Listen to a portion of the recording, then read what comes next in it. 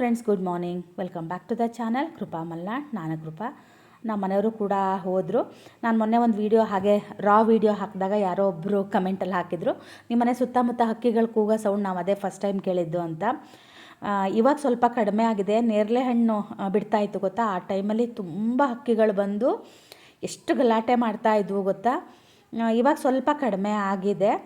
ಮತ್ತು ಸಿಂಬ ಹೋದ್ಮೇಲೆ ಸ್ವಲ್ಪ ಹಕ್ಕಿಗಳೆಲ್ಲ ಬರೋದು ಕಡಿಮೆ ಆಗಿದೆ. ಸಿಂಬ ಇದ್ದಾಗ ಅವನು ಅನ್ನ ತಿಂದಿರೋದು ಬಿಟ್ಟಿರ್ತಾ ಇದ್ದಲ್ಲ, ಒಂದಷ್ಟು ಕಾಗೆಗಳು ಬರ್ತಾಯಿತ್ತು.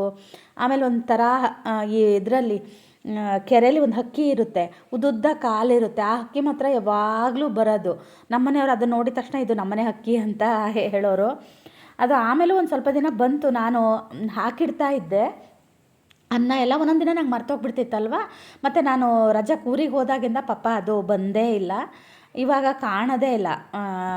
ಈಗ ಮತ್ತೇನಾಯಿತು ಅಂದರೆ, ನಾವು ಒಳಗಡೆ ಕಲ್ಲು ಹಾಕ್ಸಿದ್ವಿ ಗೊತ್ತಾ, ಅದಕ್ಕೆ ಬರೋದಕ್ಕೆಲ್ಲೂ ಜಾಗ ಆಗಲಿಲ್ಲ. ಆವಾಗಿಂದ ಅದು ಬರೋದು ನಿಲ್ಲಿಸಿತು ಅಂತ ಅನಿಸುತ್ತೆ. ಯಾಕಂದರೆ ತುಂಬ ದಿನ ಆಯ್ತಲ್ಲ, ನನಗೂ ಕೂಡ ಅದು ಮರ್ತೋಗ್ಬಿಟ್ಟಿದೆ. ಹಾಗೆ ಇವತ್ತು ವಿಡಿಯೋ ಏನಪ್ಪ ಅಂದರೆ, ಒಂದು ಕ್ಲಾರಿಟಿ ವಿಡಿಯೋ ಮಾಡೋಣ ಅಂತ ಇದ್ದೀನಿ. ಇಂಥ ಮುಂಚೆ ಇವತ್ತು ಏನು ಅಡುಗೆ ಮಾಡ್ತಾಯಿದ್ದೀನಿ ಅನ್ನೋದನ್ನು ನಿಮ್ಮ ಹತ್ರ ಹೇಳ್ತೀನಿ. ಇವತ್ತು ಅನ್ನ ಒಂದು ಸ್ವಲ್ಪ ಮಾತ್ರ ಇತ್ತು, ಮತ್ತು ನಾನು ಯಾವುದೇ ರೀತಿಯಾಗಿರೋ ತಿಂಡಿ ಏನು ಮಾಡಬೇಕು ಅನ್ನೋದು ನಾನು ಪ್ರಿಪೇರ್ ಆಗಿರಲಿಲ್ಲ. ಪಾಪ ನಮ್ಮ ಮನೆಯವರು ಚಿತ್ರಾನ್ನ ಅಥವಾ ಬೇರೆ ಏನಾದರೂ ಮಾಡು ಅಂತ ಹೇಳಿದರು. ಅವ್ರು ತಿನ್ನಲ್ಲ ಅಂತ ಗೊತ್ತಲ್ವ, ನಾನು ಮಾಡಲ್ಲ ಅಂತಲೂ ಅವ್ರಿಗೆ ಗೊತ್ತು. ಆದರೂ ಪಾಪ ಕಷ್ಟ ಆಗುತ್ತೆ ನನಗೆ ಅಂತ ಹೇಳಿ ಅವ್ರು ಹೇಳಿ ಹೋಗಿದ್ರು. ಆದರೆ ನನಗದು ಮನಸ್ಸು ತಡೀಲಿಲ್ಲ. ಹಾಗಾಗಿ ನಾನು ತಾಲಿಪಟ್ಟು ಮಾಡೋಣ ಅಂತ ಮೊನ್ನೆ ಒಂದಿನ ರಾತ್ರಿ ಮಾಡಿದ್ದೆಲ್ಲ. ನಾನಿವಾಗ ಇದನ್ನು ತುಂಬ ಸಲ ಮಾಡಿದೆ, ತುಂಬ ಚೆನ್ನಾಗಾಗುತ್ತೆ. ತುಂಬ ತರಕಾರಿಗಳನ್ನೆಲ್ಲ ಹಾಕಿ ಮಾಡ್ತಾಯಿದ್ದೀನಿ. ತುಂಬ ಅಂದರೆ ತುಂಬ ಚೆನ್ನಾಗಾಗುತ್ತೆ. ನುಗ್ಗೆ ಸೊಪ್ಪು ಸ್ವಲ್ಪ ಜಾಸ್ತಿ ಇತ್ತು, ಅದನ್ನೇ ಇವತ್ತು ಸ್ವಲ್ಪ ಜಾಸ್ತಿ ಹಾಕಿ ಮಾಡೋಣ ಅಂತ. ಅದು ಕುಡಿಯೋದಕ್ಕೆ ಸ್ವಲ್ಪ ಕಷ್ಟ ಆಗುತ್ತೆ. ಹಾಗಾಗಿ ಈ ಥರದ್ದೇನಾದರೂ ಮಾಡಿಕೊಂಡ್ರೆ ಚೆನ್ನಾಗಾಗುತ್ತೆ. ಈ ಚಾಪರಲ್ಲಿ ಹಾಕಿ ಚಾಪ್ ಮಾಡಿದ್ರೆ ಸ್ವಲ್ಪ ಕಹಿ ಬರುತ್ತೆ. ಅಂದರೆ ಇವತ್ತೇನಾಯಿತು ಅಂದರೆ, ನಾನು ರಾತ್ರಿಗೂ ಸೇರಿಸಿ ಮಾಡಿದ್ದೆ. ಹಾಗಾಗಿ ರಾತ್ರಿ ತಾಲಿಪಟ್ಟು ಸ್ವಲ್ಪ ಕಹಿ ಬರ್ತಾಯಿತ್ತು. ಹಾಗಾಗಿ ನಾವು ಇದನ್ನು ನುಗ್ಗೆ ಸೊಪ್ಪನ್ನು ಹಾಗೆ ಚಾಕುದಲ್ಲಿ ಕಟ್ ಮಾಡಿ ಹಾಕಿದ್ರೆ ಚೆನ್ನಾಗಾಗುತ್ತೆ. ನೀವು ಯಾರಾದರೂ ಅಂದರೆ ಈಗ ದಿಢೀರಂತ ಆಗಲೇ ಮಾಡ್ಕೊಂಡು ಆಗಲೇ ತಿನ್ನೋದಿದ್ದರೆ ಈ ಥರ ಚಾಪರಲ್ಲಿ ಹಾಕಿ, ನೀವೇನಾದರೂ ಸಂಜೆಗೆ ಇಲ್ಲ ರಾತ್ರಿಗೆ ತಿಂತೀನಿ ಅನ್ನೋದಿದ್ದರೆ ಇದರಲ್ಲಿ ಚಾಕುದಲ್ಲಿ ಕಟ್ ಮಾಡಿ ಹಾಕಿ ಚೆನ್ನಾಗಾಗುತ್ತೆ. ನಾನು ಎಲ್ಲ ಥರದ ತರಕಾರಿಗಳನ್ನೂ ಕೂಡ ಹಾಕಿ ಮಾಡ್ತಾಯಿದ್ದೀನಿ. ನಿಮಗೆ ಏನೇನು ಹಾಕಬೇಕು ಅನಿಸುತ್ತೋ ಅದೆಲ್ಲದನ್ನು ಹಾಕಿ, ಸೌತೆಕಾಯಿ, ನುಡಿ ಕ್ಯಾಪ್ಸಿಕಮ್ಮು, ಈರುಳ್ಳಿ ಎಲ್ಲದನ್ನೂ ಹಾಕಿದ್ದೀನಿ. ಹಾಕಿ ಅದನ್ನು ನಾನು ಉಪ್ಪು ಹಾಕಿ ಆನಂತರ ಕೈ ಆಡ್ತೀನಿ. ಹಾಗೆಯೇ ಆಗಲೇ ಹೇಳಿದೆ ಅಲ್ವಾ, ಇವತ್ತೊಂದು ವಿಡಿಯೋ ಮಾಡ್ತೀನಿ ಅಂತ ಹೇಳಿ. ನಾನು ಮೊನ್ನೆ ಒಂದು ವಿಡಿಯೋ ಹಾಕಿದ್ದೆ ಗೊತ್ತಾ, ನಮ್ಮ ಮಕ್ಕಳಿಗೆ ತಂದೆ ತಾಯಿ ಇದ್ದು ಇಲ್ಲದ ಹಾಗೆ ಅಂತ ಹೇಳಿ ಹಾಕಿದ್ದೆ ಗೊತ್ತಾ. ಚಿನ್ನಿ ಹಾಸ್ಟೆಲಿಂದ PGಗೆ ಶಿಫ್ಟ್ ಆಗ್ತಾ ಇದ್ದಾಳೆ, ನಮಗೆ ಹೋಗೋದಕ್ಕೆ ಆಗಲಿಲ್ಲ ಅಂತ. ನನಗೆ ಒಬ್ಬರು ಯಾಮಿನಿ ಮಹಾದೇವ್ ಅನ್ನೋರು ಒಬ್ಬರು ಕಮೆಂಟ್ ಹಾಕಿದ್ರು. ಅದು ಆ ವಿಡಿಯೋ ಒಂದೆರಡು ದಿನ ಆದಮೇಲೆ ಅವರು ಅದನ್ನು ನೋಡಿ ಕಮೆಂಟ್ ಹಾಕಿದ್ದಾರೆ. ಮಕ್ಕಳು ಕರೆದಾಗ ಹೋಗದೆ ಇರುವಷ್ಟು ಏನು ಕೆಲಸ ಇದೆ ತಾಯಿ ಅಂತ. ಮತ್ತು ಇದೇ ಶ್ರೇಯಸ್ ಆಗಿದ್ದರೆ ಓಡೋಡಿ ಹೋಗ್ತಾ ಇದ್ರಾ ಅಂತ. ನಾವು ಯಾವತ್ತೂ ತಿಳ್ಕೊಳ್ಳಿ, ಚಿನ್ನಿ ಬೇರೆ ಶ್ರೇಯು ಬೇರೆ ಅಂತ ನಾವು ಯಾವತ್ತೂ ಭೇದ ಭಾವ ಅನ್ನೋದನ್ನು ನಾವು ಮಾಡೇ ಇಲ್ಲ.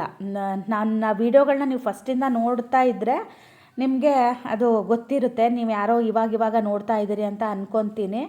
ಮತ್ತು ಚಿನ್ನಿ ಈಗ ದೊಡ್ಡೋಳಾಗಿದ್ದಾಳೆ. ಅವಳು ಈಗ ನಮ್ಮ ನೋಡಬೇಕು ಅನಿಸಿದ್ರೆ ಅಥವಾ ಏನು ಬೇಕಾದರೂ ಅವಳು ಬರ್ಬೋದು, ಅಷ್ಟು ಅವಳು ಇದಾಗಿದ್ದಾಳೆ. ಮತ್ತು ಅವಳೇ ಮ್ಯಾನೇಜ್ ಮಾಡೋಷ್ಟು ಕೂಡ ದೊಡ್ಡೋಳಾಗಿದ್ದಾಳೆ ಅಲ್ಲಿ. ಹಾಗಾಗಿ ನಂಗೆ ನಿಜವಾಗ್ಲೂ ನಾವು ಹೋಗಿಲ್ಲ ಅಂತ ನನಗೆಷ್ಟು ಬೇಜಾರಲ್ಲಿ ನಾನು ಆ ವಿಡಿಯೋ ಹಾಕಿದ್ದೀನಿ ಅಂತ ನನಗೆ ಮಾತ್ರ ಗೊತ್ತು. ನಂಗೆ ಆ ಕಮೆಂಟ್ ಓದಿದಾಗ ನಿಜವಾಗ್ಲೂ ಒಂಥರ ಬೇಜಾರು ಅನ್ನಿಸ್ತು. ಪಾಪ ಎಲ್ಲರೂ ಎಷ್ಟು ನಾವು ಹೆಲ್ಪ್ ಮಾಡ್ತೀವಿ ಅಂತ 2-3 ಜನ, ನನ್ನ ತಂಗಿ ಯಾವುದೋ ಕಂಪ್ನಿಲಿ ಬಾಷಲ್ಲಿ ಕೆಲಸ ಮಾಡ್ತಾರೆ ಹೇಳಿ ಕೃಪಾ ಅಂತ. ನಾನು ಅವರಿಗೆ ಮೆಸೇಜ್ ಕೂಡ ಮಾಡಿದ್ದೆ, ಮೇಲ್ ಮಾಡಿ ನಿಮ್ಮ ನಂಬರನ್ನು ನಾನು ಮಾತಾಡ್ತೀನಿ ಅಂತ. ಅವರು ಹಾಕಿರಲಿಲ್ಲ. ಇದು ನೋಡಿದ್ರೆ ಪ್ಲೀಸ್ ನನಗೆ ಮೇಲ್ ಮಾಡಿ. ಎಷ್ಟು ಒಂದು 2-3 ಜನ ಆ ಥರ ಹಾಕಿದ್ರು. ಇವ್ರು ಯಾರೋ ಒಬ್ಬರು ಈ ಥರ ಹಾಕಿದ್ದಾರೆ. ಶ್ರೇಯು ಸಣ್ಣವನಲ್ವ, ಹಾಗಾಗಿ ನಾವು ಅವ್ನು ಕರೆದ ತಕ್ಷಣ ಓಡಿ ಹೋಗ್ತೀವಿ. ಎಷ್ಟೋ ಸಲ ನಾವು ಶ್ರೇಯುಗೂ ಕೂಡ ಹೋಗೋಕ್ಕಾಗಿಲ್ಲ ಅನ್ನೋದನ್ನು ನಾನು ಆ ವಿಡಿಯೋದಲ್ಲಿ ಹೇಳಿದ್ದೀನಿ. ವಿಡಿಯೋನ ನೀವು ಪೂರ್ತಿಯಾಗಿ ನೋಡಿದ್ರೆ ನಿಮಗೆ ಅದು ಅರ್ಥ ಆಗಿರುತ್ತೆ. ದಯವಿಟ್ಟು ಅದೇನೋ ಅಂತಾರೆ ಗೊತ್ತಾ, ನನಗೆ ಮೊನ್ನೆ ನನ್ನ ಸಬ್ಸ್ಕ್ರೈಬರ್ ಒಬ್ಬರು ಆಶಕ್ಕ ಹಾಕಿದರು, ಬದುಕಲು ಬಿಡಿ ಅಂತ. ಅದು ನಿಜವಾಗ್ಲೂ ನನಗೆ ಈ ಕಮೆಂಟ್ ಓದಿದಾಗ ಅರ್ಥ ಆಯಿತು. ನಾನು ಆ ವಿಡಿಯೋದಲ್ಲಿ ಫಸ್ಟೇ ಹೇಳಿಬಿಟ್ಟಿದ್ದೀನಿ, ನಾವು ಯೂಟ್ಯೂಬರ್ಗಳು ಎಲ್ಲರೂ ಅಷ್ಟೇ ಏನು ನಡೆಯುತ್ತೆ ಅನ್ನೋದನ್ನು ಪೂರ್ತಿಯಾಗಿ ಯಾರೂ ತೋರಿಸಲ್ಲ. ನಾವೇನು ತೋರಿಸಿರ್ತೀವಿ ಅದಷ್ಟೇ ನಮ್ಮ ಜೀವನದಲ್ಲಿ ನಡೆದಿದೆ ಅಂತಲೂ ಅಲ್ಲ. ಅದನ್ನು ಬಿಟ್ಟು ಕೂಡ ತುಂಬ ಇದ್ದಾವೆ. ಕೆಲವೊಂದು ಹೇಳ್ಕೊಳಕ್ಕಾಗಂಥದ್ದು, ಕೆಲವೊಂದು ಹೇಳ್ಕೊಳ್ಳೋದಕ್ಕೆ ಆಗದೇ ಇರೋಂಥದ್ದು. ಇದು ನನಗೆ ಹೇಳ್ಕೊಳ್ಳೋದಕ್ಕೆ ಆಗ್ತಾಯಿಲ್ಲ, ಯಾಕೆ ಹೋಗೋದಕ್ಕೆ ಆಗ್ತಾ ಇಲ್ಲ ಅನ್ನೋದನ್ನು ನಂಗೆ ಹೇಳಬೇಕು ಅಂತ ಅನ್ನಿಸ್ಲಿಲ್ಲ. ಹಾಗಾಗಿ ಯಾಕಂದರೆ ಎಲ್ಲ ವಿಷಯಗಳನ್ನೂ ಹೇಳಬೇಕು ಅಂತ ರೂಲ್ಸ್ ಕೂಡ ಏನೂ ಇಲ್ವಲ್ಲ. ಹಾಗಾಗಿ ನಾನು ಅದನ್ನು ಹೇಳಿಲ್ಲ, ಯಾಕೆ ಹೋಗಲಿಲ್ಲ ಅಂತ. ಅದಕ್ಕೆ ನನಗೆ ಈ ಥರ ಕಮೆಂಟ್ ಬಂದಿತ್ತು. ಶ್ರೇಯದು ಸದ್ಯದಲ್ಲಿ ಔಟಿಂಗ್ ಕೂಡ ಇದೆ, ಅದಕ್ಕೆ ನಾವು ಹೋಗೋಣ ಅಂತ ಅಂದ್ಕೊಂಡಿದ್ದೀವಿ. ಅವತ್ತು ಅಲ್ಲೇ ಮಾತಾಡಿಸ್ತೀನಿ ನಮ್ಮ ಮನೆಯವ್ರ ಹತ್ರ. ಮತ್ತೇನು ಗೊತ್ತಾ, ನಮ್ಮ ಮನೆಯವ್ರನ್ನ ನಾನು ಹೆಚ್ಚಿಗೆ ವೀಡಿಯೋಗಳಲ್ಲಿ ಯಾಕೆ ಇವಾಗ ಅಷ್ಟು ತೋರಿಸ್ತಾ ಇಲ್ಲ ಮತ್ತು ಅವ್ರ ಹತ್ರ ಹೆಚ್ಚಿಗೆ ನಾನು ಮಾತಾಡಿಸ್ತಾ ಇಲ್ಲ ಅಂದರೆ, ನಾನು ಆವಾಗ ಫಸ್ಟ್ ಯೂಟ್ಯೂಬ್ ಶುರು ಮಾಡಿದಾಗ ನನಗೂ ಆವಾಗ ಹೊಸ ಐಡಿಯಾ ಇರಲಿಲ್ಲ, ಏನೂ ಇರಲಿಲ್ಲ. ನಮ್ಮ ಮನೆಯವ್ರನ್ನ ಕರ್ಕೊಂಡು ಏನಾದರೂ ಈ ಥರ ನೆಗೆಟಿವ್ ಕಮೆಂಟ್ ಬಂದಾಗ ನಾನು ಹೀಗೆ ಎಲ್ಲ ವ್ಲಾಗ್ಗಳು ನೋಡಿನೇ ನಾನು ವ್ಲಾಗ್ ಮಾಡೋದು ಕಲ್ತಿದ್ದಲ್ವಾ. ಅವ್ರನ್ನ ಕೂರಿಸ್ಕೊಂಡು ಕ್ಲಾರಿಟಿ ಕೊಡ್ತಾಯಿದ್ದೆ. ಯಾರೋ ಒಬ್ಬರು ಕಮೆಂಟ್ ಹಾಕಿದ್ರು, ಗಂಡನ ಕೂರಿಸ್ಕೊಂಡು ಕ್ಲಾರಿಟಿ ವಿಡಿಯೋ ಮಾಡ್ತಾಳೆ ಅಂತ. ಅದಕ್ಕೆ ನನಗೆ ತುಂಬಾ ಬೇಜಾರಾಯಿತು. ಯಾಕಂದರೆ ಪಾಪ ನನ್ನಿಂದ ನಮ್ಮ ಮನೆಯವರು ಏನೇನೋ ಮಾತು ಕೇಳಬೇಕು ಅಂತ ಹೇಳಿ, ಅವ್ರು ಅಂಥವ್ರು ಅಲ್ಲ. ಹಾಗಾಗಿ ನಾನು ಅವ್ರನ್ನ ದೂರನೇ ಇಡೋಕ್ಕೆ ಶುರು ಮಾಡಿದೆ. ಏನೇ ಬ್ಲೇಮ್ಗಳು ಬಂದರೂ ನೀವು ನನ್ನ ಮೇಲೆ ಮಾಡಿ, ನನಗೆ ಮಾಡಿ ಅಂತ ಹೇಳಿ. ಅವ್ರದ್ದಲ್ಲದ ಇದಕ್ಕೆ ಆ ಪಾಪ ಅವ್ರು ಹೇಳಿಸ್ಕೋಬೇಕಲ್ವಾ. ಹಾಗಾಗಿ ಅದು ಎಲ್ಲ ಹೆಣ್ಮಕ್ಳಿಗೂ ಗೊತ್ತಿರುತ್ತೆ. ನಮಗೆ ಯಾರಾದರೂ ಏನಾದ್ರು ಅಂದರೆ ಅಷ್ಟು ಬೇಜಾರಾಗಲ್ಲ. ನನ್ನ ಗಂಡಂಗೆ ನನ್ನ ಮಕ್ಕಳಿಗೆ ಹೇಳಿದಾಗ ಅದು ಎಷ್ಟು ಬೇಜಾರಾಗುತ್ತೆ ಅಂತ ಗಂಡನ ಮಕ್ಕಳನ್ನ ಪ್ರೀತಿ ಮಾಡೋರಿಗೆ ಗೊತ್ತಿರುತ್ತೆ. ಸುಮ್ಮನೆ ಈ ಥರ ಬಂದು ಮಾತಾಡ್ತಾರಲ್ಲ, ಖಂಡಿತ ಅವರಿಗೆ ಗೊತ್ತಿರಲ್ಲ.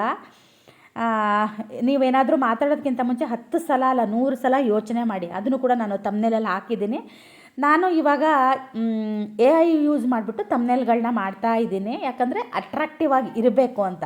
ಅದಕ್ಕೂ ಕೂಡ ತುಂಬ ಕಮೆಂಟ್ಗಳು ಬರ್ತಾ ಇತ್ತು.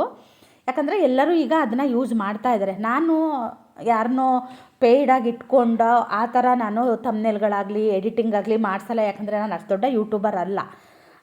ನನ್ನ ಇದರಲ್ಲೇ ನಾನು ಮಾಡ್ಕೊತಾ ಇದ್ದೀನಿ. ಈಗ ಹೆಂಗಿದ್ರೂ ಯೂಸ್ ಮಾಡೋದಕ್ಕೆ ಅದು ಫ್ರೀಯಾಗಿ ಕೊಟ್ಟಿರೋದ್ರಿಂದ ನಾನು ಅದನ್ನು ಕೂಡ ಯೂಸ್ ಮಾಡ್ತಾ ಇದ್ದೀನಿ. ಲೀಲಾ ಗೋವಿಂದ್ ಅನ್ನೋರು ನನಗೆ ಮೊನ್ನೆ ನಾನು ಚಪಾತಿ ಕತೆ ನಿಮ್ಮ ಜೊತೆ ಅಂತ ವಿಡಿಯೋನ ಹಾಕಿದ್ದೆ ಅಲ್ವಾ, ಆ ವಿಡಿಯೋಕ್ಕೆ ಕಮೆಂಟ್ ಮಾಡಿದ್ದಾರೆ. ತಮ್ನೇಲಲ್ಲಿ ಆಲ್ರೆಡಿ ತೋರಿಸ್ತಾ ಆ ಥರ ಸರ್ಪ್ರೈಸ್ ಅಥವಾ ಸಸ್ಪೆನ್ಸ್ ಆ ಥರದ್ದು ಏನೂ ಇಲ್ಲ ಅಂತ ಹಾಕಿದ್ದಾರೆ. ಆಮೇಲೆ can't expect anything as special for you ಅಂತ ಹಾಕಿದ್ದಾರೆ. Thank you so much. ನಿಮ್ಗೆ ಯಾರು ಹೇಳಿದ್ರು ಎಕ್ಸ್ಪೆಕ್ಟ್ ಮಾಡಿ ಅಂತ ಹೇಳಿ.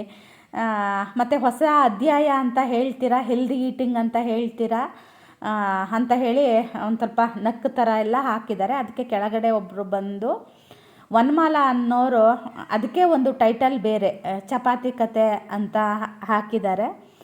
ದಿನ ನಾವು ವ್ಲಾಗ್ನ ಮಾಡೋರಿಗೆ ಟೈಟಲ್ ಹುಡ್ಕೋದಿದೆಯಲ್ಲ ತುಂಬ ಕಷ್ಟವಾಗಿರೋ ಕೆಲಸ. ಮತ್ತು ಟೈಟಲ್ ಹೆಂಗಂದರೆ ನಾವು ಅಲ್ಲಿ ಏನು ಹೇಳಿರ್ತೀವಿ ಅದನ್ನೇ ಹಾಕಬೇಕಾಗುತ್ತೆ. ಹಾಗಾಗಿ ಹೇಳದೇ ಇರೋದನ್ನು ಹಾಕಿದ್ರೂ ಕೂಡ ನಮಗೆ ಯೂಟ್ಯೂಬಲ್ಲಿ ಬರೆ ಹಾಕ್ತಾರೆ. ನಾವು ಕೂಡ ರೂಲ್ಸು ರೆಗ್ಯುಲೇಷನ್ಸ್ನ ನೋಡಿಬಿಟ್ಟೆ ಮಾಡಬೇಕಾಗುತ್ತೆ. ಅದೆಲ್ಲದನ್ನು ನೋಡೇ ನಾನು ಕೂಡ ಹಾಕಿದ್ದೆ.